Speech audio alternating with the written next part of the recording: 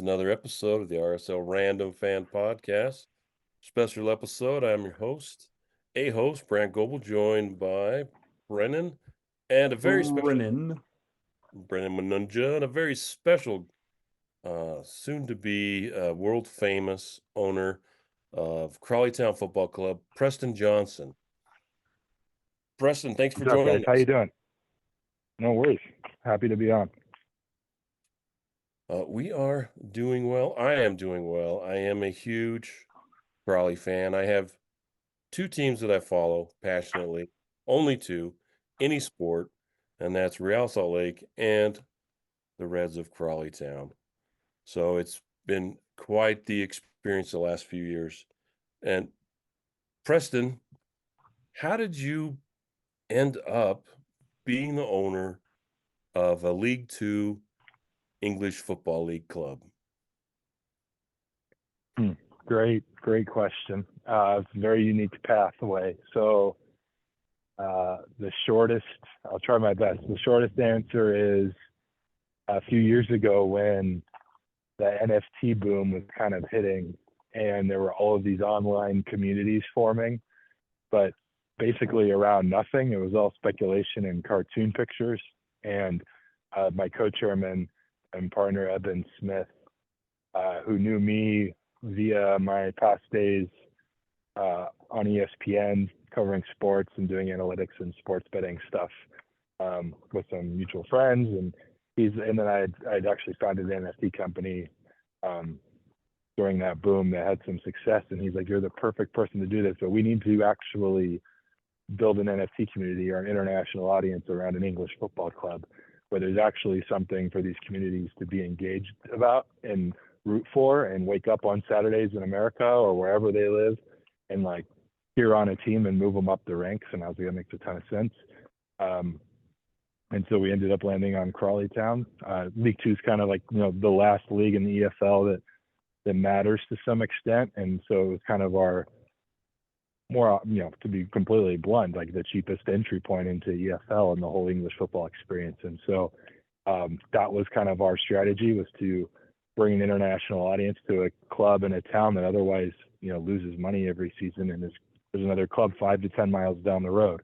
And so how can you, similar to what people are maybe more familiar with Wrexham, Ryan Reynolds and the documentaries, how do you bring in additional revenue streams to a club that gives you then an opportunity to break even or even potentially profit? And then if you're spending efficiently on the pitch, it gives you a chance to actually win and get promoted up the leagues. So that was kind of the birth of it all, and it's been about 2 years now, and happy to say we're a League One club now, no longer Yes. League Two. So yeah. It has been quite the ride the last few years. So what is your background? Are you a soccer fan? Is that why you wanted to buy a soccer club? Not at all. I think I played once for like a season when I was 8 years old. I was actually pretty good at basketball. Played that most of my life, and then tennis in high school. But for me, it was, if you guys are familiar, you're American, right? In American leagues, even MLS, Real Salt Lake, like the USL level of this whole like championship level in America, like they have no pathway to the highest crown or the trophy at MLS level because there's no promotion and relegation. And so ultimately, promotion relegation is brilliant. And we thought, hey, English football makes sense, promotion relegation. It gives us a chance to get in at a lower cost of League Two and potentially climb the ranks in the leagues up to being a championship or a Premier League club one day, right? That's the dream. And so you couldn't do that really in any other sport in America or even soccer / football in America. So that was the essence of that. And I had no background following football outside of, occasional World Cup stuff, and just I think I've been to 8 or 9 Real Salt Lake games when I lived there. But I really was not very in tune with the sport as a whole. My background's in like analytics and data and just basically trusting math. And that's where my expertise stemmed from. But yeah. And it is kind of a random tie. I'm a Crawley Town fan, and then the new owner happen to have spent some time in Utah. You're you a University of Utah graduate or attended there? I did. My master's degree was in sports psychology from the University of Utah. Actually started my PhD and then realized I didn't need to keep doing school anymore because I was making enough money betting on sports. And so I stopped and was like, I can always go back to school if I need to one day. So, but yeah, I have a master's degree from the University of Utah. And then my undergrad is in just psychology, general psychology from BYU. So I've lived the whole Provo experience through Oh, Salt wow. Lake downtown life. And my sister just graduated from BYU a couple weeks back. I was just there. My first time back in a while, but I try to stay away. No offense, I try to stay away as often as I can. But I had to go back for the graduation, so it was okay. Well, that is. I would have. We live in Salt Lake County. Would have next time you're in town. Would love to meet. Which part? Which town? Can you say? I live in Magna. Magna. Okay, cool. Yeah. Yeah, West Yeah. Side. We are the West Not as Side. great. No, I wouldn't. I Like- wouldn't. We'll meet you somewhere better. Do Yeah. you pass Magna? If I recall, because like I was a gambler, I'm pretty sure you pass Magna on the drive Yeah. to Wendover. Yes. Is that right? Okay. Yes, I know it exactly is. where you're at. I've been to Wendover plenty. Yeah. I know. So How did you Go get ahead, into Ben. betting? Because I mean, you're incredibly successful off of that. How did you just become so like profitable there? Did you learn betting at BYU? Is that what he's asking, right? Sure. Yeah. My professors at BYU, when I'd go to, the discussions they'd have once a week, and after Sunday school on Sundays, and what do they call those things? The linger longers or whatever after on fast Sundays. I don't know. I'm just messing around with anyone who knows any of that terminology. They're like, what in the world? So my real background prior to that was in high school when I was about 17, 18 years old, and poker had really taken off because of the World Series of Poker, and it was streaming on ESPN, and they're showing it on TV. Chris Moneymaker was a big one, kind of, I think when I was, it was earlier days for me, but then a couple of years later, I kind of started playing with friends, and and it was maybe like $5 games for fun here and there, but I was just like winning at a rate that didn't make any sense. So then when I turned 18 in California, you can go to Indian casinos and play once you're 18. And so, and in my high school, you could actually sign yourself out like doctor's notes. You could write your own doctor's notes when you're 18. So every Friday I'd have like an orthodontist appointment or a doctor or something or other, and I'd play these tournaments in Santa Barbara at a place called Chumash, just up the mountain behind Santa Barbara. And the first tournament I ever played in, I got like third, and my first trip there, I made like $8,900, which is just like insane for an 18-year-old. And anyway, so I started playing online quite a bit. And anyway, so my background's actually in poker, and kind of built a bankroll playing poker. And then after my mission, I went to Portugal. I did 2 years of service in Portugal. I got back, was finishing school at BYU, and I started playing online again. And we call it Black Friday, but the government came in and shut down online poker for everyone in the U.S. And so I had this bankroll of poker money, and I was like, well, what do I do with this now? Because school and tuition, if you're a member of the church, they assume you've been paying tithing your whole life, right? You get actual it's pretty cheap to go to school at BYU. So I was taken care of. I was just getting through, and I got married pretty young, so she was working and we were doing fine. And I was like, well, I guess I'll just I've always loved sports. Let me just try to figure this out. And so it probably took 1 to 2 years of really learning my way on reading the markets and kind of figuring out that I needed to create my own models and projections for the sports to actually have something to bet. So I'd compare my projections versus the market and bet the discrepancies. And over time, built a network with people that were helpful in helping getting down money in different markets across the world, and just kind of accumulated into something that got pretty big towards the end. And then when betting became legalized in America in more states than just Nevada and like Atlantic City, ESPN was launching a show, and they reached out and wanted to interview me to see if I'd want to be, one of the analysts. And somehow I landed that and did that for 2 years. And then from there, I started the NFT company Pixel Vault, which then led to just a few months later going and looking for an English football club. So that's kind of the brief history, but it actually started with poker in high school and just trying to win like $5 and $10 games with friends. That's incredible. That's an even more fascinating story than I could have ever imagined. So that's your background.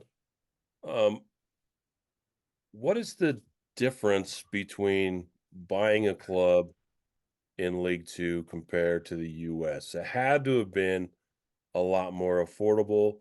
The last buy-in for MLS San Diego, I think, was 500 million.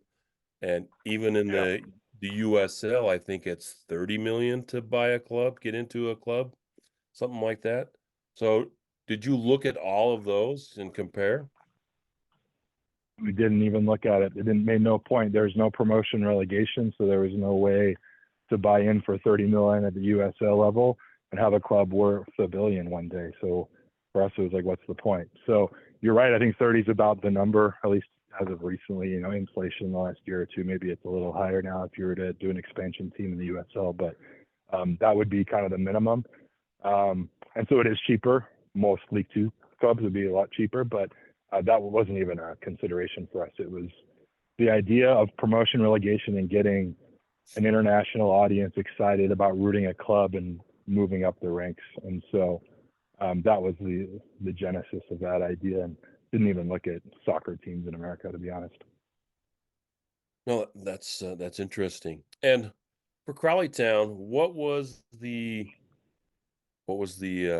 tipping point, or what made you decide on Crawley Town? If I remember right, you kind of looked all over, and was Crawley Town like a last ditch? If I remember right, I think 9 clubs is the number I remember. We looked at quite a few. We looked in League One as well. There was a championship club that was like desperate to get out. They basically was selling for nothing, but they had so much debt and they were losing like 10 million a year. It didn't make any sense to even try there. And so, yeah, there was an article. You probably are remembering the Bradford initial conversations with them fell through. And Bradford and Crawley were like our top 2 choices at the time for basically different reasons. Bradford was like, they have 15,000 season ticket holders and actually are a pretty self-sustaining club. Don't lose as much each year because they have quite a bit more in revenue generation. Whereas Crawley, proximity to London and Gatwick Airport, but at the time was the smallest club in the EFL. I think they had about 2,300 in average attendance the season we took over. It was, the last couple of weeks of that last season. It was kind of different factors, but it was cheaper than Bradford. And, in general, Bradford's going to be worth more when they have a bigger audience, and their stadium's quite a bit nicer. And I think they were only a couple of years on their lease away from owning the stadium grounds outright, so that played into it. So there were quite a bit of variables depending on the look, and our ownership group kind of assessed everything, but Crawley was like by far the next best choice for us. And so we, followed through with it. And I don't know if you want to get into this at all, but like 9 or 10 days after we took over formally, the FA called us and said, "Hey, your manager is under investigation for racism and discrimination." And we were like, "Wait, what's going on?" And that just threw a wrench into everything we had planned by a lot in so many different ways, and just kind of gives you a little taste of what year 1 was like before what was fortunately a successful year 2. But yeah, it's just a crazy roller coaster, as you alluded to earlier.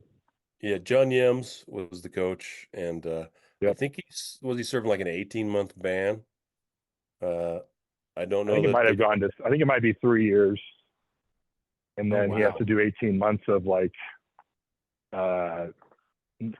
sort of like an equivalent of community service, but I think it's some sort of like diversity course. And anyway, I don't know if anyone's actually going to ever appoint him again to be their manager, but whatever. Good luck. Yeah. And it's interesting that I started following Crawley in like 2016. I just we went to a game and just fell in love with the experience. I don't have a Premier League team. Brennan is a Manchester United fan, and I I'm wanted sorry. to. Yeah, me too. I'm sorry too. But I wanted the experience, just like you were explaining. I wanted to pick a club. I tried to follow a couple other ones that ended up in the Premier League, but it just didn't feel right. And we were over there for vacation with the family, and we went to a Crawley game because it was affordable and it was close. We were staying in Hastings, and if you want to go to a Premier League game with 5 people, that's $700-800 just to get in the door. So Yep. we went to Crawley and fell in love with 5,000 seat stadium. It was, I think, the People's Pension Stadium, they called it now. It's back to the Broadfield. But there is such a difference in uh, the football over there. You mentioned Bradford. I did get to go to a game there, 27,000 seat stadium. And Crazy, huh? yeah, and we went to an MK Dons too. I was going game. to say they're about 30,000, right? So Yeah, and similar, that's a modern football stadium. You would see that in any city in the United States. So picking Crawley was a pretty gutsy move considering the size.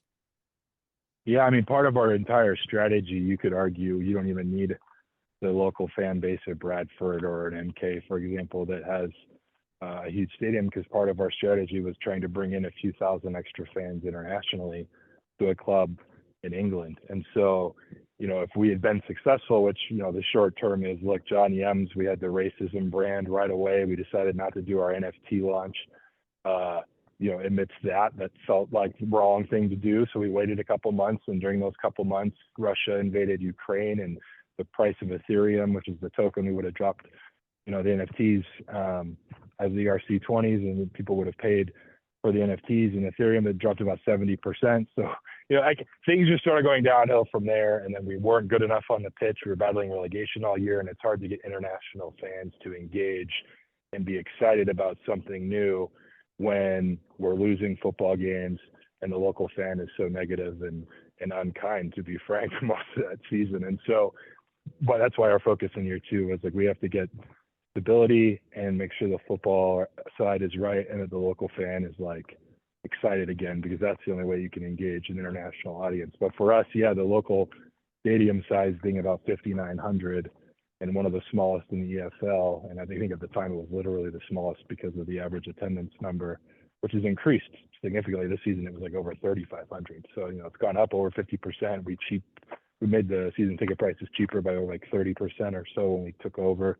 So we tried to do things for the local community and like make it easier to increase attendance while trying to do the other side, which was build a fan base internationally. It was just nearly impossible year one when so many things were going against us and we weren't winning football games. Did it help or did it hurt that you also had a team like Wrexham, and you're a handsome man. You got that fancy beard, but you're not Ryan Reynolds. Did that? That was you guys should just delete the first part out of that, and I'll be fine with it. But that was nice of you to even attempt it. But yeah, I'm not Ryan Reynolds. I know. Yeah. You do. No, no one is. No one is. But you do have a fine, fine beard there. But I'm how did jealous. that play in? How did that play in? Did that help draw people away from what was going on at Crawley, or because I know that there's a lot of blowback. I mean, Wrexham's a great story, but I don't know if it carries a lot of cachet with the English fans. Is that fair? Yeah, from what I've heard, I mean, I can't speak for every single English fan, but a lot of them kind of immediately are turned off by Wrexham, which I get. It's kind of like the fake, sexy team. They've kind of just bought their way through a couple years of promotion. Now they're in League One as well. We'll see what happens. But last time I looked at the betting markets, I think they're one of the favorites, if not the favorite, to go up into Championship. So they're going to be really good again, and they have why their strategy works so well is when you're able to monetize via the documentary and Ryan Reynolds like they did. I think for context, last year, because a lot of the financials are public anyway, I believe Wrexham was cleared by the EFL for an allotment of like 10 to 11 million on player wages. Just to give you guys an idea, this was last season in League Two. What? The next highest in League Two is like 4. Like Wrexham has such an outsized advantage based on their fan base and the money they're making from revenue from the show and just international sales and this and that. That's why they're favorites to probably go up from League One to Championship, just because they can actually outspend at League One if they want. Now, I don't even think they got near those numbers last season, but they had a few players. One specifically I know of making $10,000 a week, which is like insane. We're nowhere near that. We're bringing guys in from the 6th tier for a fraction of that. So it's like a strategy that for sure worked, and like I think a lot of the like traditionalists and English football fans and supporters would be like, oh, that's kind of like a cop out, like fake way to do it.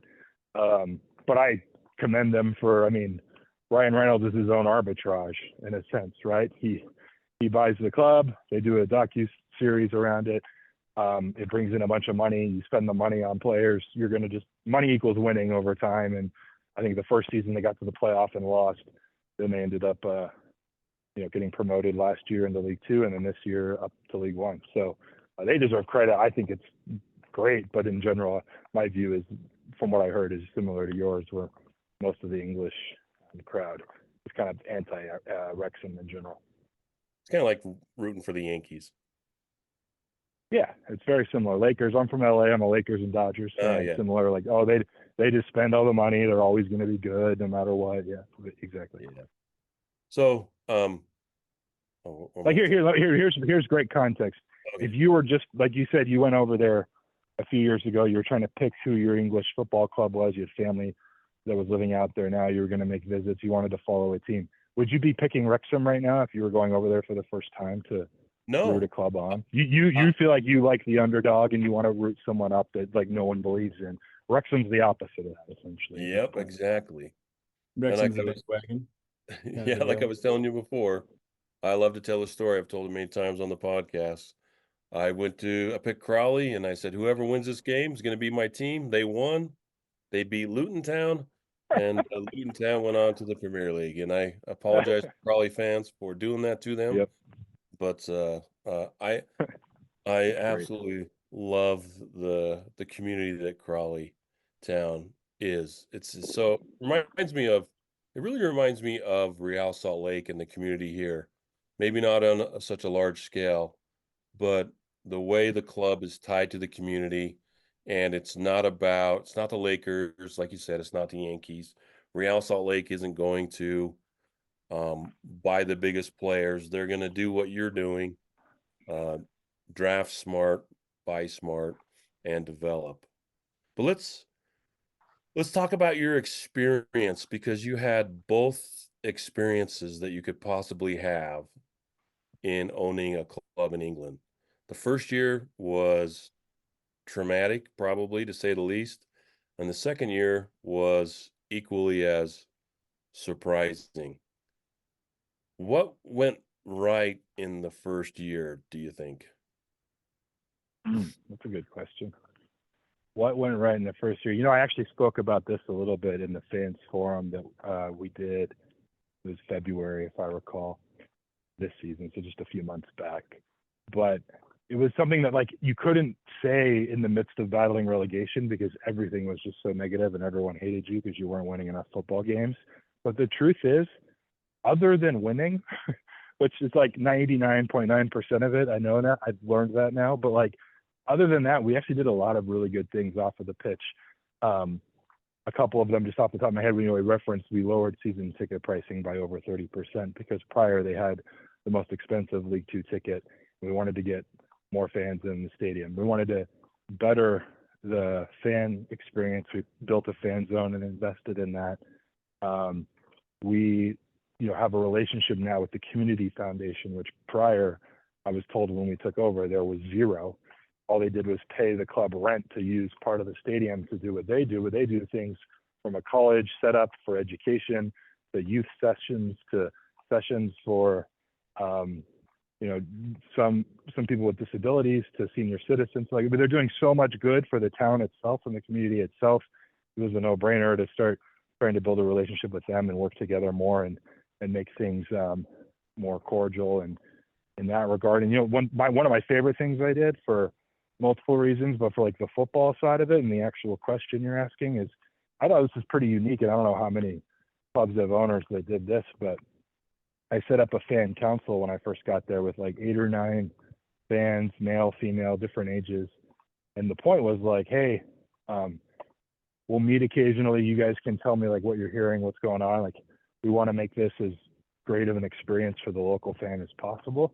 But also, like, if you hear anything, you see anything on a message board or on Twitter, or someone asks you a question, or you're at the pub, you're at Red's Bar, like, if you have a question or someone wants to relay some feedback, like, you have my direct cell, like, text me and I'll answer them within minutes if I'm awake. Like, I'm pretty responsive. And so people, meaning people, like all the fans, the fan base had direct access to me via the fan council, or sometimes like Twitter DMs or Instagram. I'd be pretty responsive there too.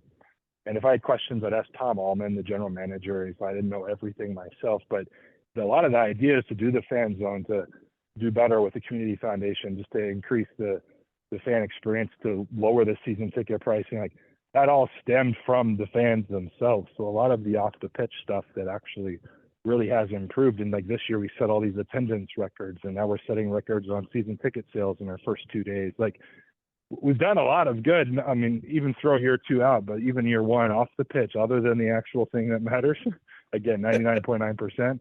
But like, it was, and we brought Adidas to League 2, which, you know, most clubs at League 2 level don't get Adidas on the front of their shirt or kit. And so, yeah, I just think there were actually quite a few things that we could look to that were positive, that we built up once we were safe.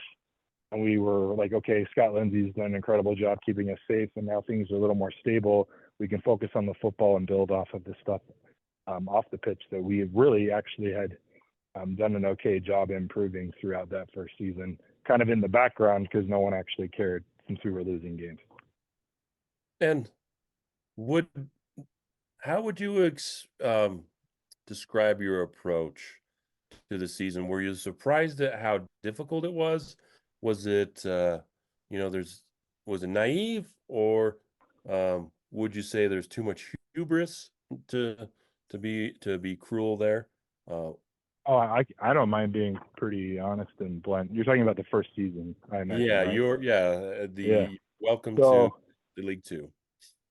So we made some mistakes for sure, but here's another thing. Like, looking back, like one of the main forces of a lot of the fan vitriol and hatred, basically December to January on, was that we were getting off of a lot of like their beloved older players that had been around at Crawley for a few years. Tom Nichols was the first one, late December. Matthew Etherington quits. We look at the data and the numbers to say we have like the worst defense in the entire league. We were too old, not fast enough. We needed to get younger, more athletic. Now you'll see a lot of our recruiting the next summer was angled towards that exactly, but we kind of had to make those decisions sooner. But if you look at a lot of the players that we did end up shuffling out or getting off of over that window and then into the summer, a lot of the fans were really upset about it and asking, why you're battling relegation? You guys, don't you want experience? Some of those names, man, they were on teams that got relegated out of the National League this year. A lot of the other names are playing in the National League or are backups in League 2, hardly playing anymore. So I feel like even those decisions, even though, again, we weren't winning enough games, and I'll get to some of those things in a second, but even those decisions, as far as the football business goes, ended up being pretty good. Otherwise, we wouldn't have been in a situation this year where we could even give ourselves a chance to get promoted, let alone anything else. So I actually think, again, part of that list of, hey, what did we do well year 1? It hurt. It was painful and people hated us for it. But like a lot of those decisions, as far as football business decisions, were really good at the end of the day. Okay. So then what was it that, like, what wrong? Like, what's the feeling and everything? And really it was our first. So when the Johnny M thing happened, we were kind of thinking like, we'll sit back for at least half a season, if not the full year, and see how things work, see what we can learn. We'll build in the background because we wanted to be very analytically driven and data driven. But then when 9 and 10 days in, we weren't prepared, and we were like, okay, well, everyone just said, listen to the football experts. And so, we brought in Kevin Betsy, for example, from under 21 Arsenals. We had consultants from different agencies or, football standard agencies, and we were trying to put together the best team we possibly could on short notice. We needed a whole new staff. They wanted their whole kind of personnel or players that fit their mold and how they wanted to play, which is similar to how Scott plays, playing out of the back, a little more possession based. And so we kind of said to say, like, trust them, they're the experts, you know, and we were not in a position where we could actually bet on data and analytics, which is what our preference would have been, but we just didn't have the time, and we were put in this really precarious position. So we made the wrong hires early on. And, you know, I've been saying this in a couple other interviews I've done recently.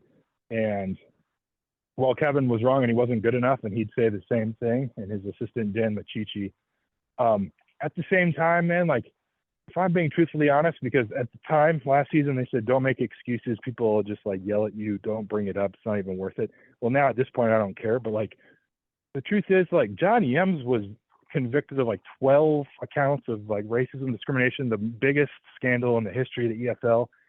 And a lot of the players that were there, like, that cloud just like hung over the team. It took 11 months for the EFL to finally come in with the verdict, I believe it was. Basically the whole season. And it just hung over. Like, I don't, like, Kevin Betsy, whoever picks him up next to be a manager at League 2, League 1 level, like, for all we know, he's a great coach. But he was just dealing with like one of the craziest situations the league and the sport has ever seen. And he didn't do a good job with it. And it was his first try. And like, again, maybe it was our fault on the hire. Maybe there were a lot of, you know, excessive extracurricular variables and things. There were lawsuits going on in the background constantly. Some of the players were involved in those. Like, it was just insane. And so, like, it's hard to blame Kevin Betsy and Dan Machichi. They weren't good enough, of course, at the end of the day, and we needed to win. But that was the biggest takeaway from year one, is like, this is just, we had this set up and this plan, and, you know, we came in talking, you know, what do you guys say, like a slick game or whatever, or talking the talk, and we just couldn't back it up because we were trying to, like, oh, okay, we got to do these things instead. And it's just like, things just kept coming one after another. And, you know, we eventually appoint Matthew Etherington after Kevin Betsy. And then like 3 games in, he just quits out of the blue on December 28th. And on the 29th, I'm leaving my family in the holidays to go out there and try to find out who the next manager is going to be. And along with his assistants, you know, we had like one coach left, is Darren Byfield, who was at the time, he was part of the Premier League mentorship program. It was like his first experience even being an assistant at all. And he's the only one left there in the dugout. And it's like, it was just like a really crazy situation. Another one, we had a director of football, Chris Galley, who was there and just like disappeared in April. It was the strangest thing. I think a lot of the fan sentiment was getting to him. He might have had some threats himself online. But and then obviously the battle and the heat of relegation in April was just massive. And he just like fell off the grid for, I don't remember how many days anymore, to be completely honest, but I believe it was like over a week. We did not know if he was like, okay. Eventually he found out he was, and he moved on, and he like ultimately resigned. But like, there's just like so many things I just don't think are typical. Like, if you have the book on how to win despite those circumstances, like, show it to me. We just didn't know. Like, and we luckily survived thanks to Scott and his staff and the players that did battle it out to the end of that first season. And then we were able to regroup this last summer, and things shifted pretty considerably. But like, it's the craziest story. It really is. Like, you go back and you start remembering all these little things too. Some of them that I can't even say out loud yet. Maybe one day in a book they'll be written about, but it's just unreal. Yeah, it was, like I said, I had been following Crawley we started this podcast a couple years ago, and every podcast we have the Come On Crawley update, and the other 2 guys give me a hard time about Crawley, and because they follow big clubs, you know, Manchester and Arsenal. But last year it was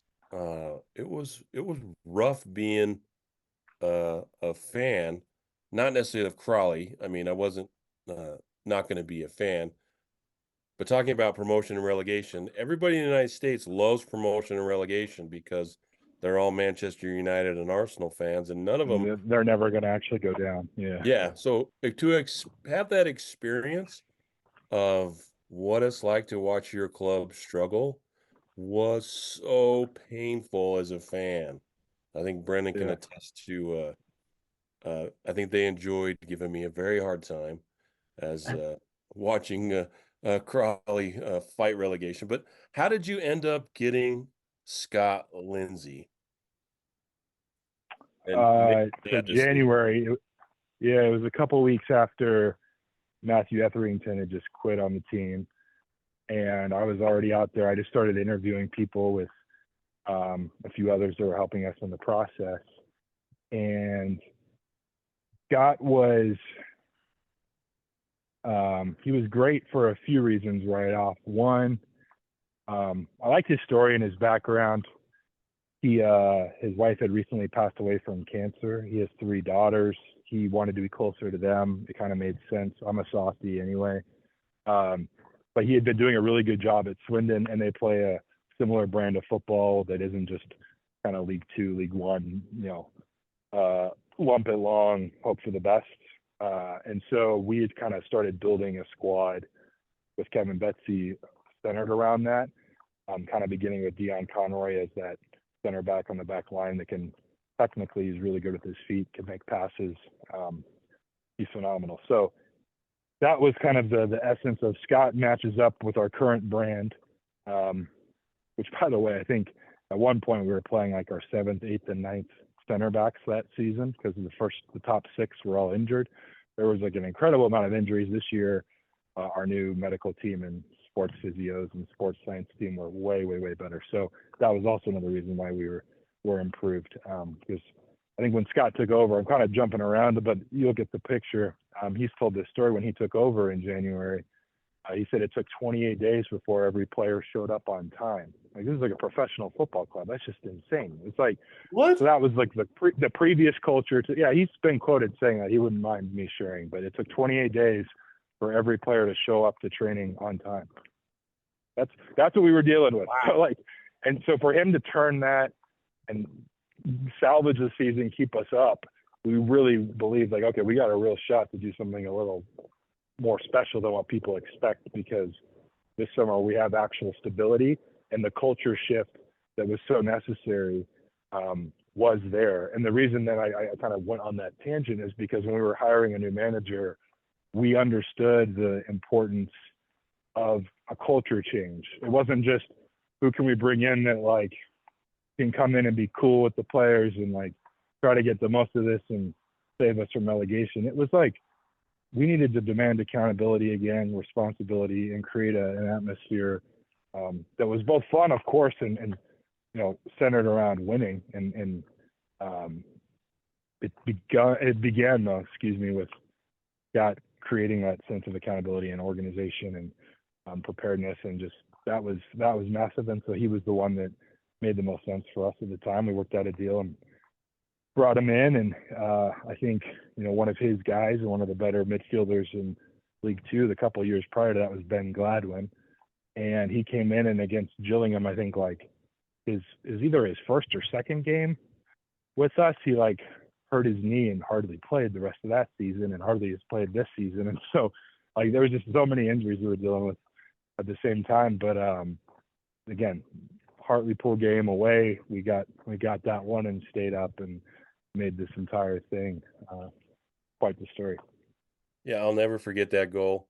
Corey Adai with a long pass. Dom Telford brings it down, and boom, 2-0. That's just an insane one. I know right where I was when that happened. I always will. I was sitting at the time. They weren't even allowing me to like attend games because the fan. Yeah, why don't you talk about so high?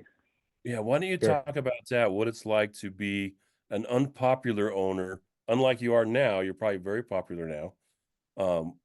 An unpopular owner in English football. It is not fun. No, the one thing I underestimated most out of this entire experience was it's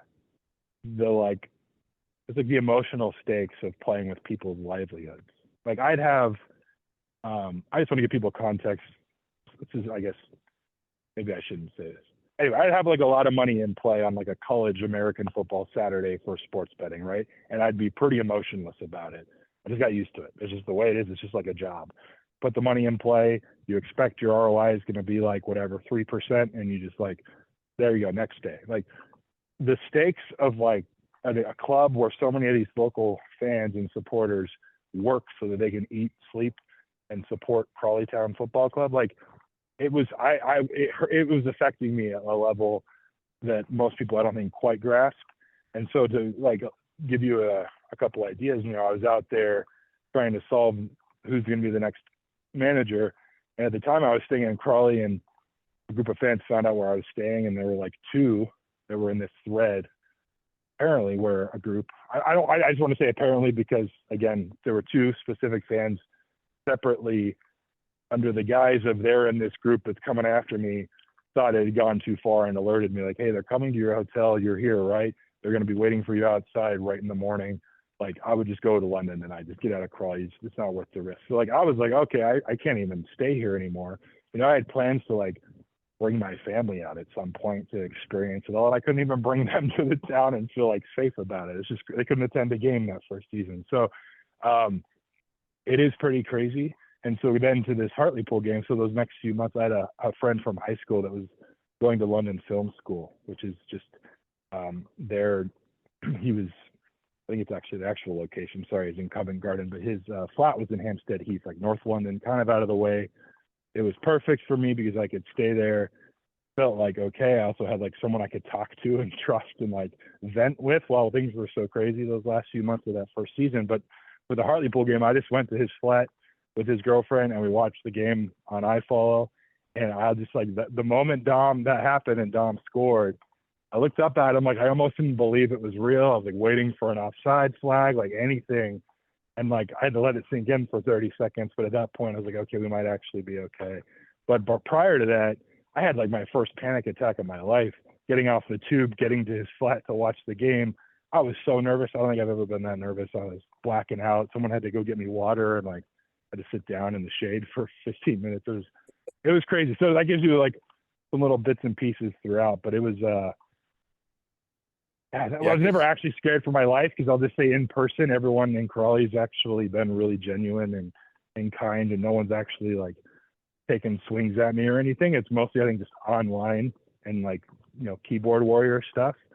But, I felt like the second season I could show up to a game and, they weren't going to be chanting Preston Johnson as a wanker from the South Stand every 10 minutes. So like, it definitely was an improvement this year for a lot of reasons. Although I think they did actually near the start of the season, but then, mid-season to late season, there were no more of those chants.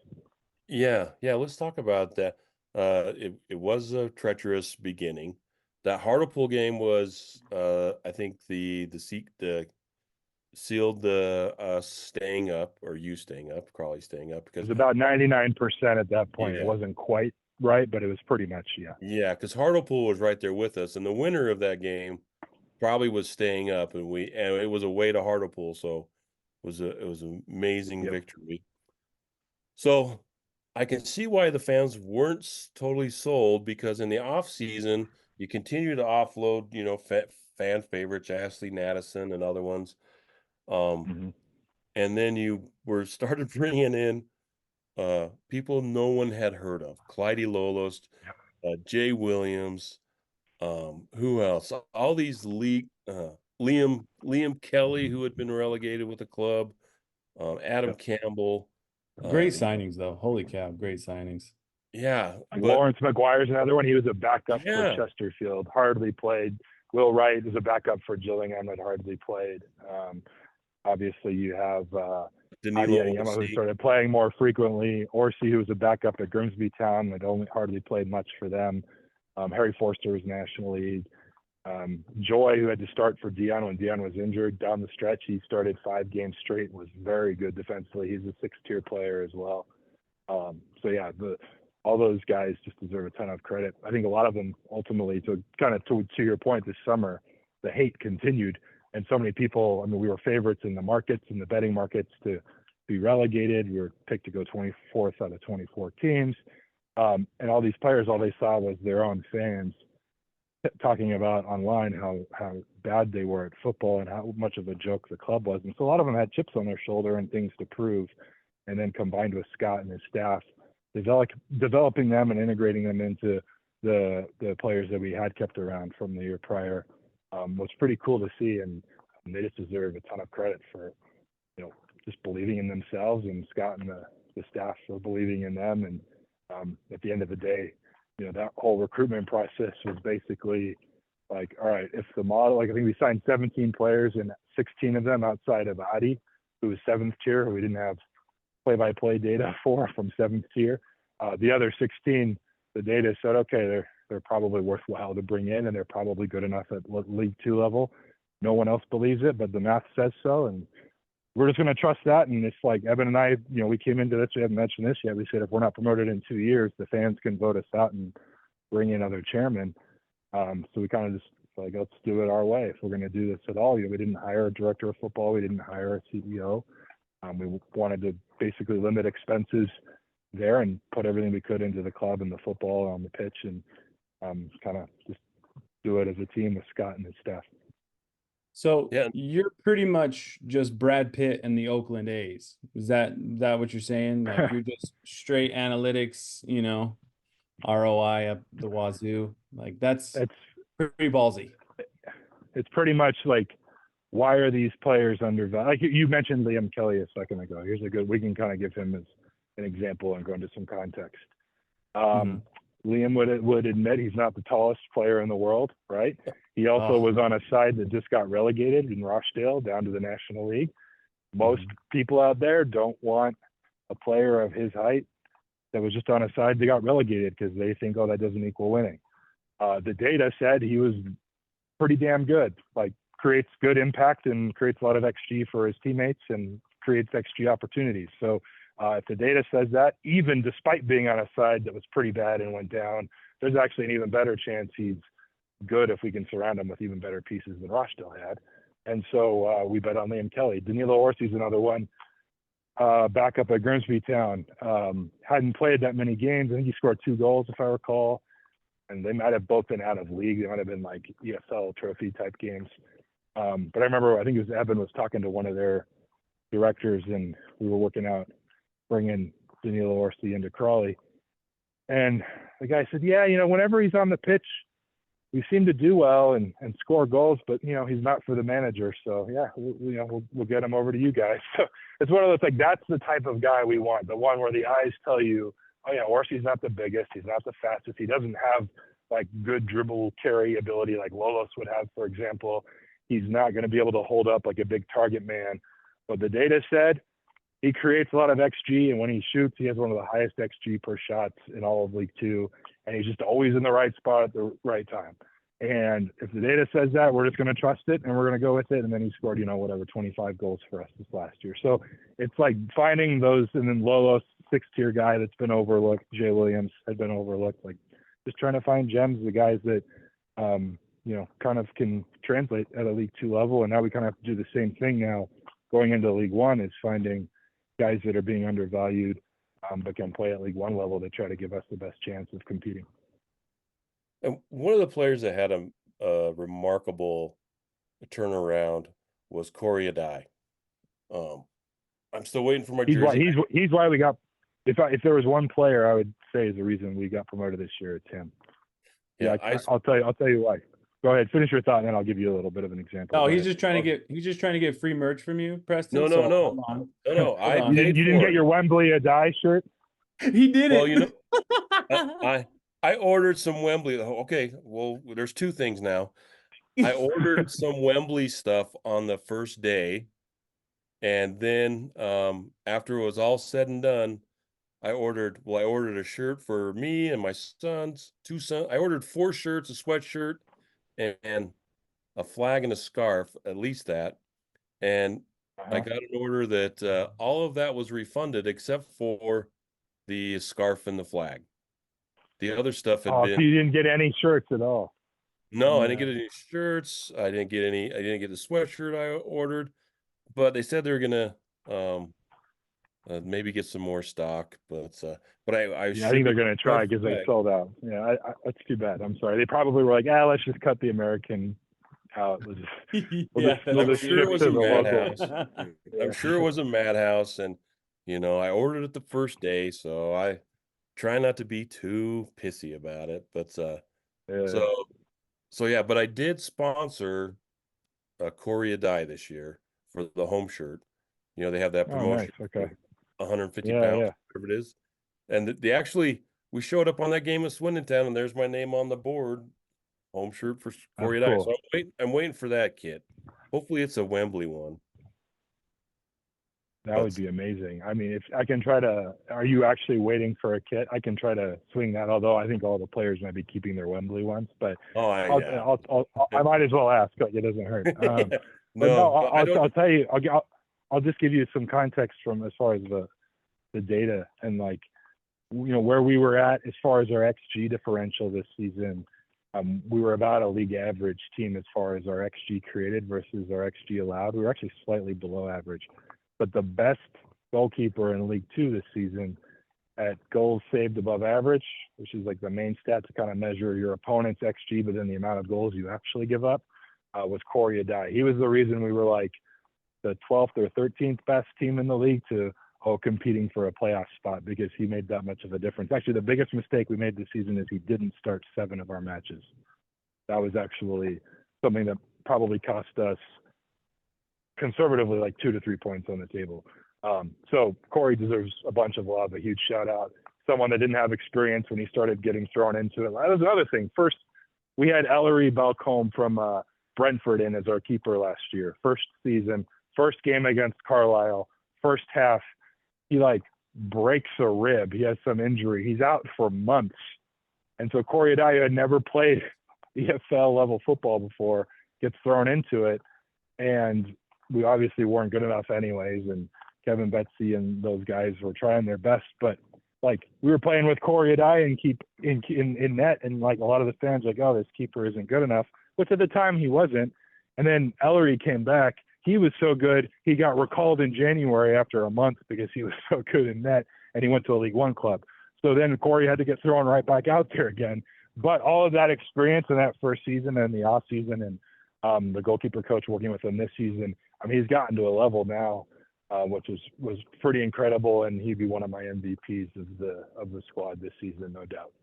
Yeah, and I'll bet, those games that he didn't start were probably the games that helped him figure out what he needed to do when he came back in, because there was no way he was letting that position go after that, because he did struggle. He gets stuck to his line and he wouldn't come out, and there was a lot of stuff Yes. that I've told Corey directly, if he could ever learn how to come off of his line and actually come out and make a difference, because he's so big and tall anyway.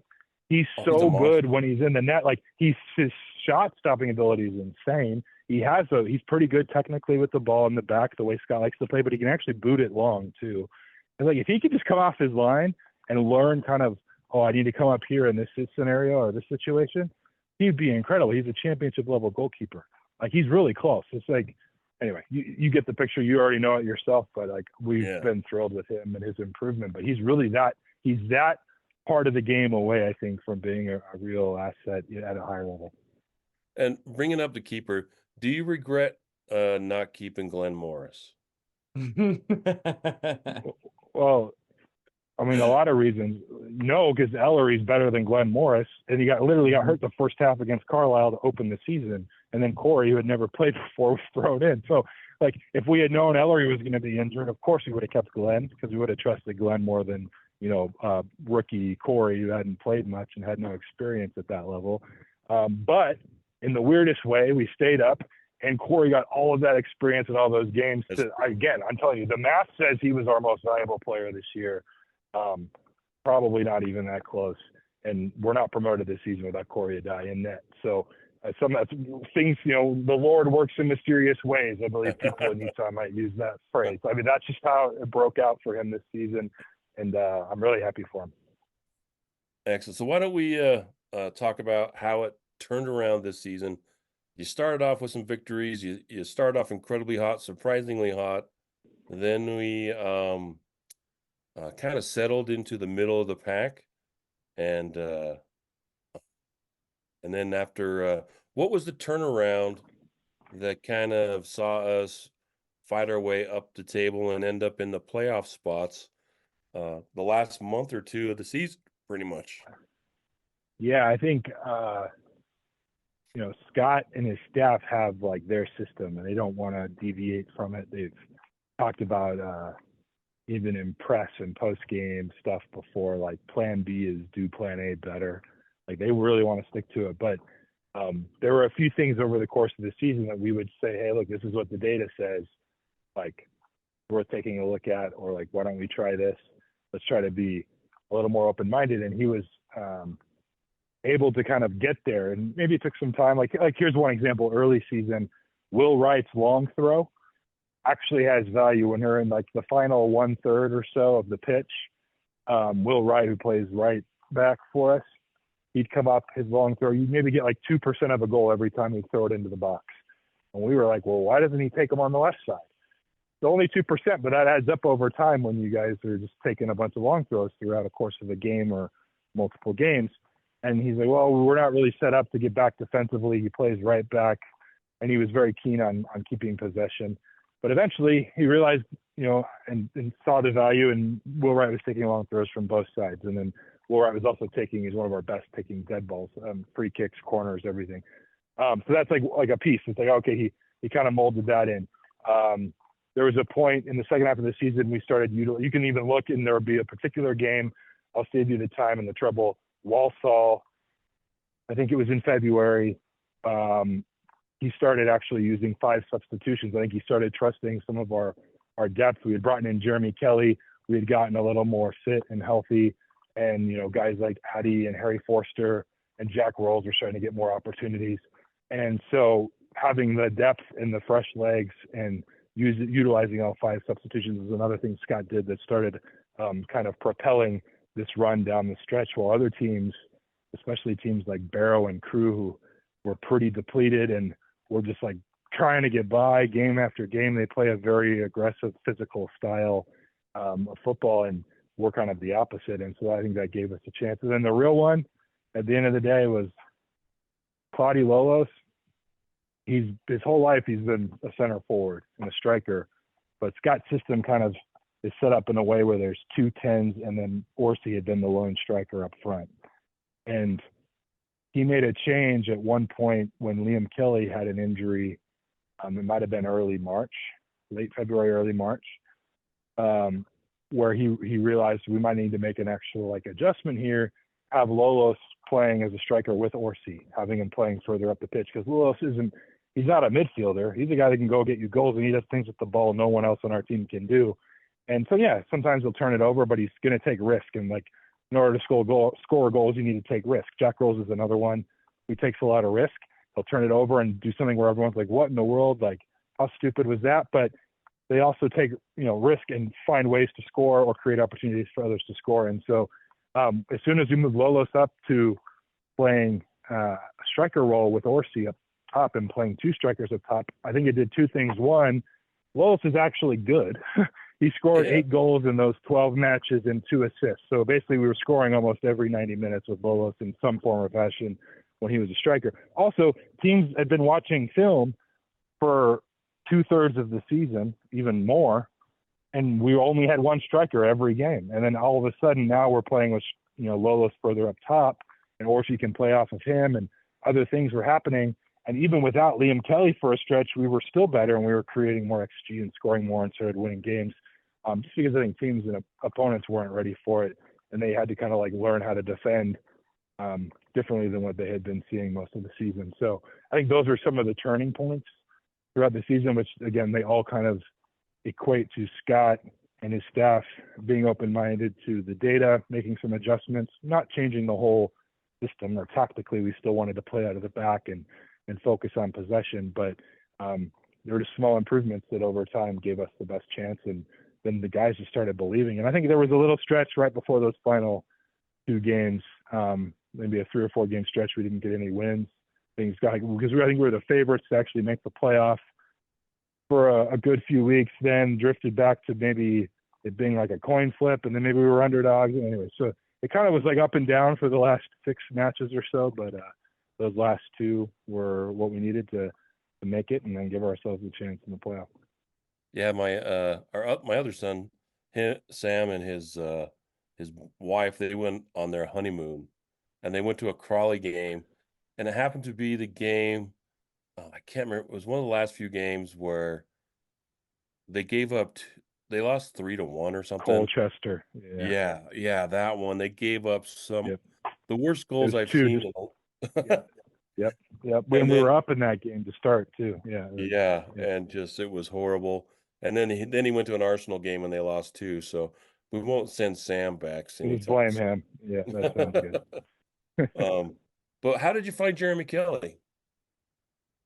How? Yeah, he was So quite the revelation. he, He ended up sitting down Nick Cerula, who is played 100 games for Crawley and yeah, was a stalwart. beloved Crawley footballer. So, I mean, I think when they announced Jeremy Kelly, the comments from fans were, he must have won a competition. There's no way Scott Lindsay agreed with this. Like, that stuff's just crazy, for one. Like, Jeremy Kelly was someone that actually had a connection to someone in our ownership group in the USL. He's a dual citizen already. He lived, I think, the first 6 years of his life in England. He has family currently in Haywards Heath, and Crawley was like the perfect, like, geographical. Plus, I think one of his first comments he made to me, which made a ton of sense. Like, again, it's going back to the whole point of like American soccer is just like not the same. He's like, I just wanted to play in games where every single game had meaning again. Because at the USL, like, you're just playing for your contract. You're not going up anywhere. Like, you can try to win the league and like hooray, but like most individuals are just playing to try to get a better contract the next day, and they're kind of just looking out for themselves a lot. And he's like, I just wanted that English football experience, and he has the background there. He'd lived there before, and so we brought him in, and it was a pretty easy decision because he's just like definitely at the level. I think he's someone that can hang at League One level too, and we're hoping to bring him back. And he wants to stick around because that was like the experience of a lifetime for someone that had been in America playing for MLS and USL clubs. And he's like, hey, I want to try English football. I'll go to Crawley because I have family in Haywards Heath and see what happens. And he goes on that run, goes to a playoff, gets to experience Wembley, and gets promoted in his first try. So not a bad few months there for Jeremy Kelly. And he has another tie. Congratulations, by the way. He played for Colorado against RSL. Oh, there you go. I mean, I think was he like under 21s when he was MLS for a while there at Colorado, and then went to Memphis and then Tulsa for a second. Yeah, but he actually played against. They beat RSL. He got some time. RSL like 5-0 in a game, and he got in. Oh wow! Nice. Yeah, let's talk about the end of the season. We make the playoffs on the final day because, like you said, Barrow came into Crawley and packed the bus to get a draw, and then they got their point. Crawley got their point, and then Barrow missed the playoffs by a point. So good for them. But what were your expectations going into the playoffs? Were you just excited to be there, or did you really believe? Can you say both? So the reason I was pretty content there was because of everything I and we had gone through that first season. At that moment, we beat Grimsby Town on April 27th at home, and we knew we were making the playoff. Barrow and Mansfield had just drawn. We knew we were going in. All the fans invaded the pitch. They were all looking into the west stand. Scott and some of the players had come up into the stand with us, and they were all just like chanting and singing. And I had this realization at that point. I kind of had this peace of mind where I was like, okay, no matter what happens in the playoff, whether we make Wembley, whether we get promoted or not, like, these fans have found joy in their club again. And like the whole first season, all I felt like is that I was ripping joy away from these fans. And like, I promise you guys, the last thing I wanted to do was like take away happiness from these human beings. And I just felt like it was my fault all of this first year. Like, all these things were happening, like some were in my control, some weren't. But to see them just excited about their club again, making it to the playoff for the first time in history, that was like, okay, I can live with whatever happens. But like, for sure, like, not at any point did we think we were just like lucky to be there or happy to be there. We thought, and Scott and they do a tremendous job just hyping up the players and making them believe. Here's something that's probably not public yet. I haven't said it. I'll give you guys some context. In January, MK Dons, who is our opponent, we played the home and away in the first round, the semifinal round of the playoff. We were going through in January doing some recruiting transfer window stuff, and they were going through some of their players. And I remember one of them, I don't even remember who the player is, it doesn't matter, was offered up to us, and we said something like, we're in your league. Like, if he's so good, like, why are you offering him to us anyway? And they're like, oh, we don't view you guys as competition. Like, that's straight up. That happened in January, and Evan was amazing. When he was there for that first leg, he was there a little early. He told the whole squad that. He just told them, this is what happened. I talked to this guy in January. They told us that they didn't view us as competition. Like, go out there and, like, let's just prove them all wrong. And, like, that whole prove it all wrong, chips on the shoulder thing from getting all these non-league guys and backups, and, like, that's just been there the whole season. It was nothing new. The underdog vibe was just something we thrived off of. And so that's why we ultimately believed. And it's actually why I was, like, a little more nervous at Wembley against Crew. We were actually favorites at that point, just because I think the betting markets had kind of caught up to, hey, maybe Crawley's a little better than we give them credit for. Crew had been kind of going the other direction. Their recent form wasn't as strong. And so that actually worried me. I was like, hey, for once we're actually favorites. Let's not blow it. But no, I definitely, not for a second did I think we were out of it. MK is a really good squad. They play a similar style. And I'll just say one of the defining moments of this season, it's one of those, like, you never know what would have happened if this moment is different.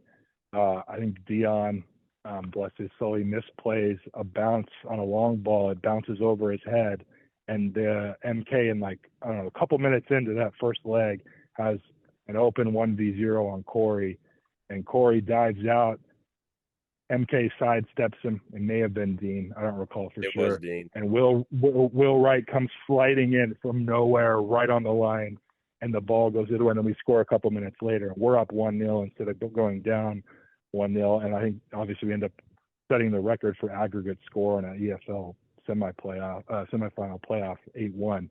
But if they're up 1-0 there, like, who knows what happens? Like, that's a pretty significant momentum shifting play. And so Will Wright gets a ton of credit, I think, for that particular just hustle, getting back and believing and making something happen. You know, and that's kind of like something like, no one's perfect. Players always make mistakes. Everyone's going to make mistakes, and they're just covering for each other over and over and over. And they fought for each other all. And that's, again, kind of going to what Jeremy Kelly's point was, like, this is a familial, like, family vibe where players are playing for each other and the town and the club and the pride and the history, not just the contract. And I just think something about that makes English football, like, you know, the best.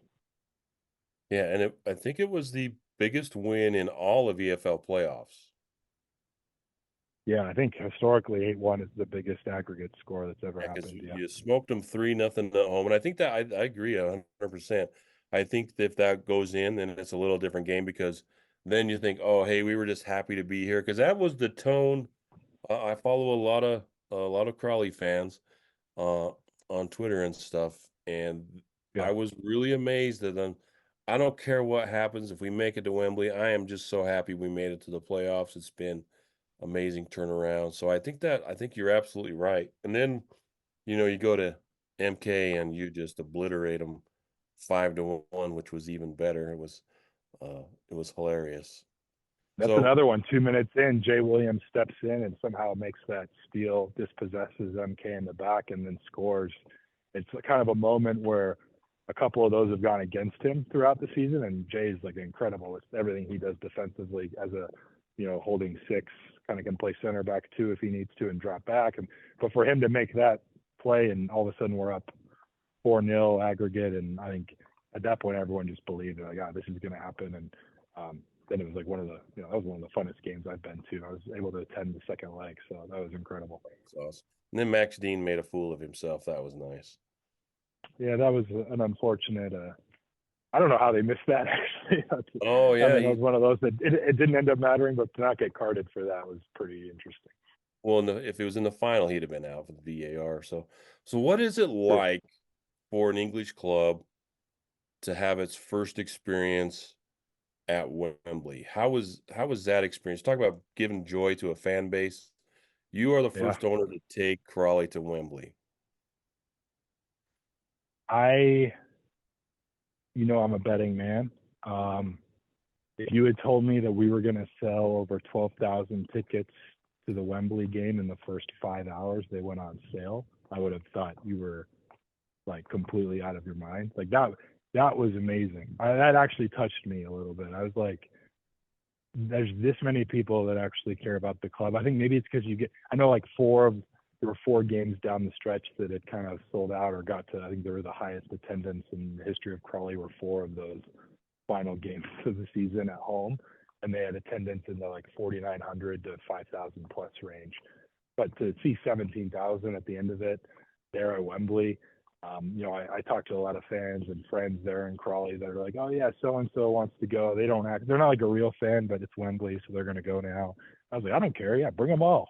You don't have to be a day-to-day fan. If you want to experience this, just let's make it happen. I know Scott did a few little like pieces of media kind of rallying cries for the whole town. And it's hard to put into words what that experience meant to so many people. Like multiple people I saw after when I was down on the pitch, fans, employees, just like, tears in their eyes, and so many DMs and messages on Twitter, Instagram, text. I'm telling you, it's hard. I would never have imagined that first year was worth it unless this happened, and somehow it did. Like, I don't know why. Sometimes weird things just happen. I still don't quite believe it because it's the craziest story. But the way that first year went down, I would never have thought that after year 2, I was like, that was incredible. That was totally worth it. And, all the fans getting to experience that kind of made this entire experience for me something I'll never forget. That's awesome. We thought about going. We looked at flights and stuff, but I ended up buying a ticket anyway. So I did get a ticket, and they are going to send nice. me, Okay. hopefully, the little collector's Wembley. Yeah.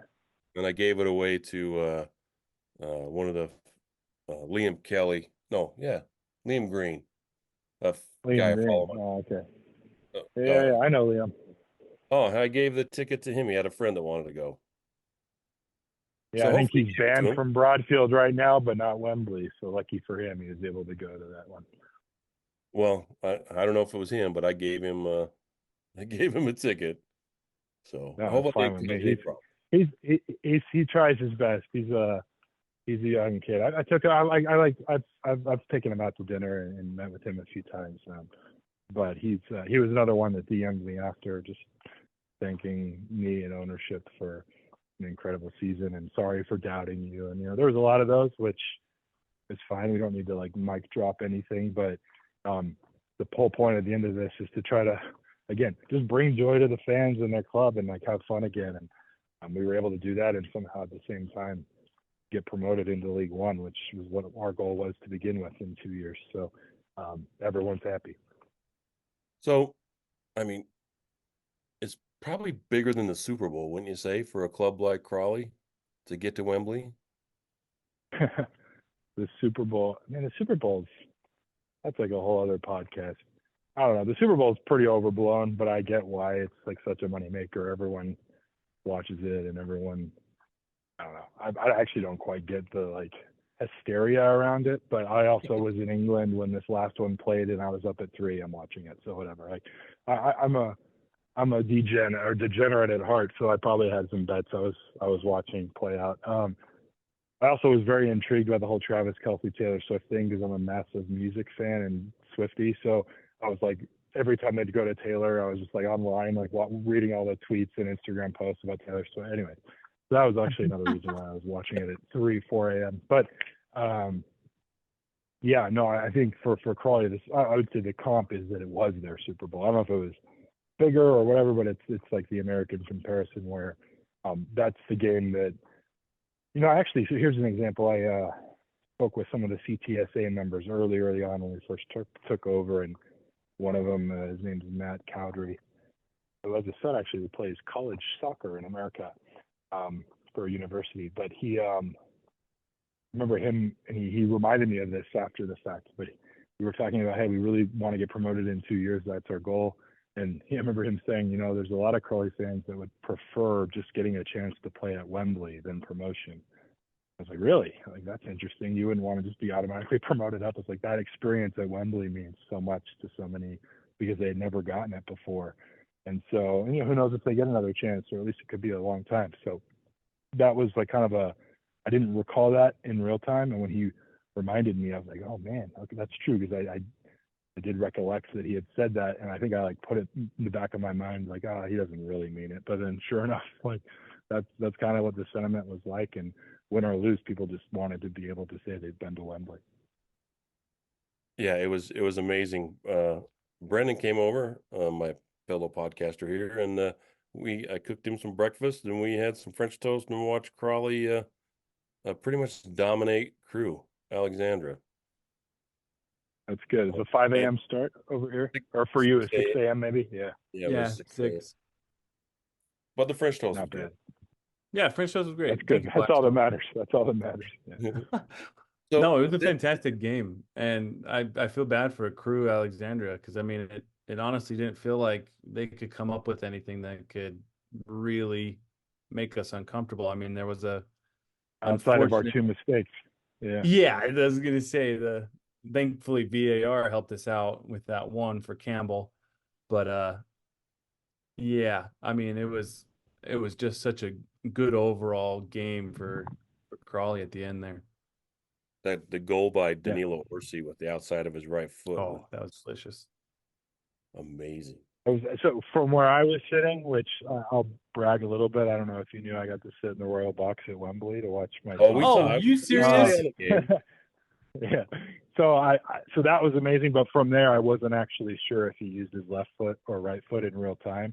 And then I've watched the replay 100 times obviously since. But yeah, it was incredible, and the keeper was like stunned because he wasn't ready yet, because he wasn't expecting it, I don't think, because you're usually expecting with the space to use the left foot there, and he beats the defender to it. Everything about that was just perfect, and that's Orsi for you. Like, he has the ball in the box, he's gonna probably put it in the back of the net enough times to give you a chance to win games. And again, one of the MVPs of our season too. Yeah, it was amazing. And then I'm watching all the celebrations too. Your kit man went crazy. That video is hilarious. In Yeah. the locker room. Did you But guys then- see the post earlier today that we're looking for a new kit and equipment manager? Yeah. Yeah. I don't know if they're correlated. I didn't ask, but yeah, I thought the timing of that was pretty awesome, actually. I saw somebody asked about that, and they said no, that he'd already got promoted to another job, and they were looking for somebody to replace him. But yeah, it was hilarious. He the edit was is fantastic. Yeah.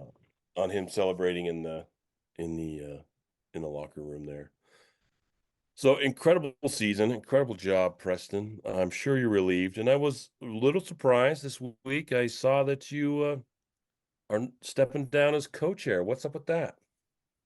I almost quote tweeted that video of Ben in the dressing room doing the slide and said, and this is why I stepped back from day-to-day operations. But I decided not to even I like 3 different times during that day thought about just making a comment or just replying, maybe no quote tweet, but just replying, this is why I've stepped away. But anyway, I just let it be. But yeah, no, I know it was probably surprising to a lot of people, especially considering the success of the year. But it is, I'm not sure if you had an actual question or not, but I guess I would just leave it as kind of what my quote was to the club for the statement. But like, I'm still here as a co-owner and supporting the squad and Scott and everything about Crawley Town. Forever a fan, and just need to focus on a few other things in my life in the meantime. But yeah, it's pretty incredible experience, story, roller coaster, also very draining and exhausting, physically, mentally, emotionally, everything. So it's kind of the perfect timing and for me to just kind of focus on these other things, and hopefully I get back out there soon to see a game next season. Obviously League One is a whole other animal, and I'm excited to see what we can do. But anyway, yeah, I don't know if that's kind of what you were digging in at, but Well, I just hope it's not anything that isn't anything that you don't want to do. I know that you had some other stuff going on that had an effect on you during the season. yeah, So. that first season. Throw another one of those into that. How the hell did you survive the first season?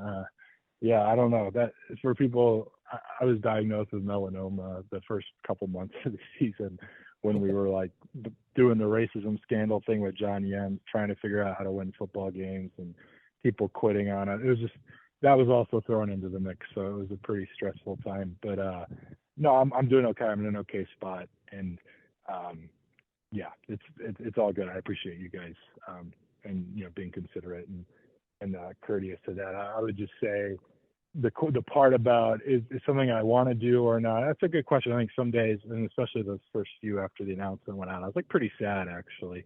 And I was telling a couple of friends this. I still haven't even opened Twitter, and I just looked at Instagram for the first time yesterday, just because I knew if I read the messages and comments, it'd just make me more sad. So I wanted to like give it a few days. And I've been responding to some texts and messages I've been getting, but I still, to this day, what is it today? Monday night right now. I don't know if it was announced Thursday. I haven't looked at a single Twitter comment. I just because it kind of pains me a little bit. So I'll look at them eventually, and I do appreciate all the love and the support people and fans everywhere have given me. Well, yeah, we wish you the very, very best. And I'll obviously, I wish Crawley the very best for next season.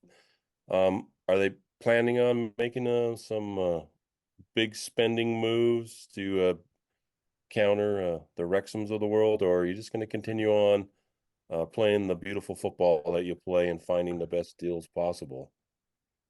Yeah, I don't know if Crawley and big spending belong in the same sentence, Yeah.